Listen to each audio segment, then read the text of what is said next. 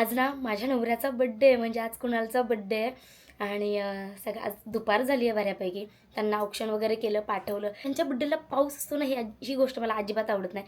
पण हां, हे मला सांगायचं आहे की आता कुणाल बाहेर गेले ते आणि सगळे मला विचारत होते की त्याच्यासाठी काही सरप्राईज आहे की नाही. एकीने तर मला काल कमेंट केली, तोच तुला सरप्राईज देतो, तू कधी देते की नाही.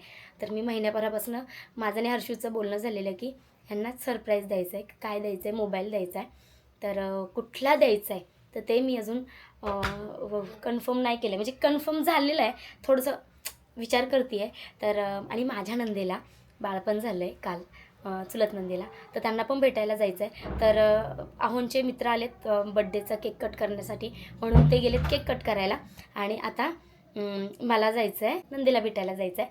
तर मी त्यांच्या पण बाळासाठी खूप जास्त एक्सायटेड होते. 2 दिवस जसं त्यांना हॉस्पिटलला नेलं ना, तेव्हापासून कंटिन्यू कधी होते बाळ, कधी होते बाळ, कधी होत आहे. कारण ना माझ्या लग्नानंतर ना पहिल्यांदा हे बाळ आले आमच्या घरी. कारण आधी तर सगळे मला मामी बोलणारे सगळेच आधी घरात होते, पण माझ्या लग्नानंतर मी मामी ह्या बाळाची होती आहे. सो अशा खूप सगळ्या गोष्टी आज इंटरेस्टिंग. तर चला आजचा ब्लॉग पूर्ण बघा. मी माझ्या अहोंना छान असं गिफ्ट देणार आहे. काय गिफ्ट देते की नाही गिफ्ट, हा पण मोठा प्रश्न आहे. म्हणजे मी देणारच आहे, पण असा बऱ्याच जणांना प्रश्न होता. तर चला, प्रत्येक वेळी तेच मला गिफ्ट देतात. तर खरं सांगते, मी काही असा वेगळा प्लॅन करून ठेवलेला नाही आहे, कारण पावसामुळे काहीच माहीत नव्हतं आणि काल अचानक डिलिव्हरी झाली. सो बाहेर तर काही जायचा प्लॅन झाला नाही, कारण कुणाची सख्खी चुलत बहीण आहे. सो आपल्या घरात बहीण सोडून कसं बाहेर जाणार ना, म्हणून आमचा हा तर काही प्लॅन झालेला नाही बाहेर जायचा. पण जो काय होणार आहे घरातल्या घरात म्हणा, बाहेर जाऊन म्हणजे बाहेर म्हणजे आपल्या पुण्यातल्या पुण्यात काय सेलिब्रेशन वगैरे जे काय असणार आहे, मीच आत्ता प्लॅन करणार इथून पुढे. कारण अचानक काय प्लॅन करणार आणि यांना मी काही पण प्लॅन केला नाही, यांना लगेच कळतो. म्हणून आता ते बाहेर गेलेत त्यांच्या मित्राकडे बड्डेचा केक कट करायला. सो तर आता चला, आम्ही चाललो आहे सध्या पहिले तर माझ्या नंदेकडे, देन त्याच्यानंतर ना एक त्याच्यानंतर गिफ्ट घ्यायला जाणार आहे. सो चला, पूर्ण ब्लॉग बघा. माझ्या अहोंचा बड्डे आहे आज. सगळेजण हॅपी बड्डेशी कमेंट करा. आम्हाला कोणतरी भेटलं मध्ये बघा, आम्ही भेटलो मी त्यांच्या बहिणीला भेटायला चालले. मामा झालेत, मामा पेढे घ्यायला आले. हे आहेत बाळाचे मामा, एकमेकांना पेढे खाऊ घालतात आणि पप्पा आहेत.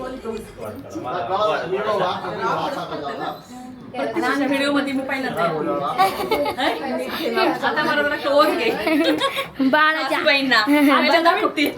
ऐका ना, आज माझ्या पाहुण्यांना नाही भेटायला आले, आज बाळाच्या पाहुण्यांना भेटायला आले. आज आजी आहेत या सगळ्या. मी मामी आहे, बाकी जाऊ द्या. आणि इकडे मम्मी बघा.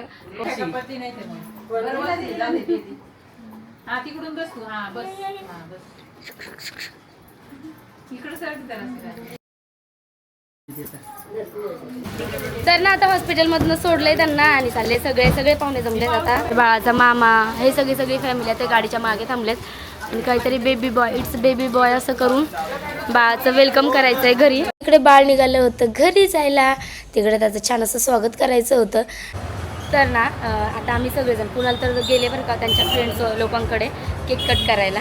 आणि मी आणि जीजू वगैरे आमचे जेवढे 5-6 जण आहेत ना, बाकीचे बसले गाडीमध्ये. आणि मी आली आहे त्यांच्यासाठी मोबाईल बघायला. 1-2 स्टोअरला गेलेली, पण मी एवढी जास्त घाबरते ना, कारण मोबाईलमधलं मला जास्त काही कळत नाही. फक्त मला एवढंच आठवतं त्यांना ऑरेंज कलर आवडतो म्हणून. तर आता इन्क्वायरी इथून पुढे खरा प्लॅन चेंज झाला. तर मी घेणार होते त्यांना 17 Pro Max. सगळं झालं, डायरेक्ट बिल करायच्या वेळेस ना मी अगोदरच 2 फोन केले होते, त्यातला एक फोन रिटर्न आला. म्हणजेच अहोंच्या मित्राला मी फोन केलेला की कुठला फोन घेऊ वगैरे, कारण ते त्यांचे एकदम बेस्ट फ्रेंड आहे कुणालचे. तर म्हणून मी त्यांना फोन केलेला की काय आवडेल वगैरे. मला तर थोडंफार कळतं, पण इतकं पण कळत नाही, म्हणून मी त्यांना फोन केलेला. तर ते बोलले की नको, आत्ता नको घेऊ, म्हणजे आता 2 महिन्यामध्ये 18 येतो आहे, मग 17 Pro Max घेतला तरी पण त्याची काही एवढी व्हॅल्यू नाही आहे. मग मी पण थोडाफार विचार केला, म्हटलं नको मग घ्यायला. तर तिथून पुढे मग माझ्या डोक्यात की आता काय त्यांना गिफ्ट घेऊ. तर त्यांनी मला सजेस्ट केलं की तू दुसरं काही पण घे त्यांना सध्या, पण मोबाईल नको घेऊ. तर म्हणून मग मी मोबाईल न घेता घरी गेली, मामाच्या घरी गेली, कुणालच्या मामाच्या घरी गेली.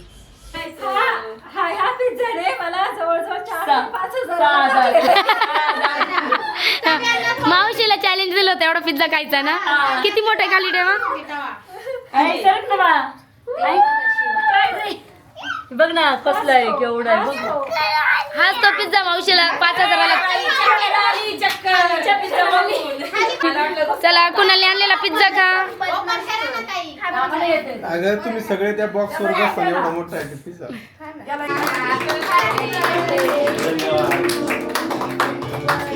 ते बंद करा ना.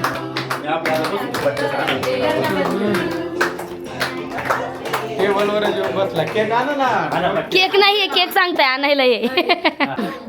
माहितीये का हे बाबा आहेत ना, कुणालचा ज्यावेळेस पहिला का दुसरा बर्थडे होता ना त्यावेळेस एक्सपायर झालेले आहेत.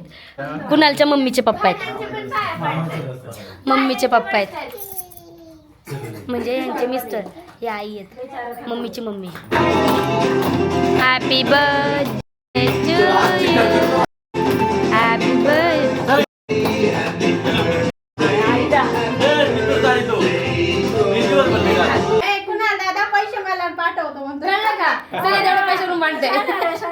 मी कपडे घेतो वापरतो झाली का मग तुला देतो. कपडे घ्यायला सांगितलं बरोबर. बाई मला केक जायचा येऊन दिला दिला दिला. पैसा ही पैसा होगा. बिचार दोघी कोणाचा बर्थडे असू दे काही असू दे पैसे काढून देतात. आणि तू काय बोलली ग? सवय लागली मावशीला पण. आम्ही ना आज मामाच्या घरी आल्यावर का कुणाच्या मावशीने चटणी केली, सांबर केले आणि चटणी आणि इडली. चकोलीने चटणी केली आहे. यांनी केली चटणी ही आणि हे मावशीने केलं आणि इडली मामीने केली. चटणी पण तिच्यासारखीच झाली. नाही छान झाली, सगळं छान झालंय. मला खूप जास्त आवडली. आता कुणाला आलेत मी आमच्या वेळेस विसरले शूट घ्यायचं, आता कुणाला देते खायला. खा जरा. तर असं माझ्या अहोंचा बड्डेचं सेलिब्रेशन जे मला करायचं होतं ते कॅन्सल झालं होतं, कारण मला गिफ्ट काय घेऊ खूप उशिरापर्यंत ठरलं गेलं नव्हतं आणि त्यांना पण त्यांच्या फ्रेंड्स लोकांकडे बड्डे सेलिब्रेशनसाठी जायचं होतं. म्हणून मी म्हटलं ठीक आहे मग जा तुम्ही. तर असा पहिला दिवस गेला अहोंच्या बड्डेचा. तुम्हाला आजचा व्लॉग कसा वाटला कमेंटमध्ये नक्की सांगा.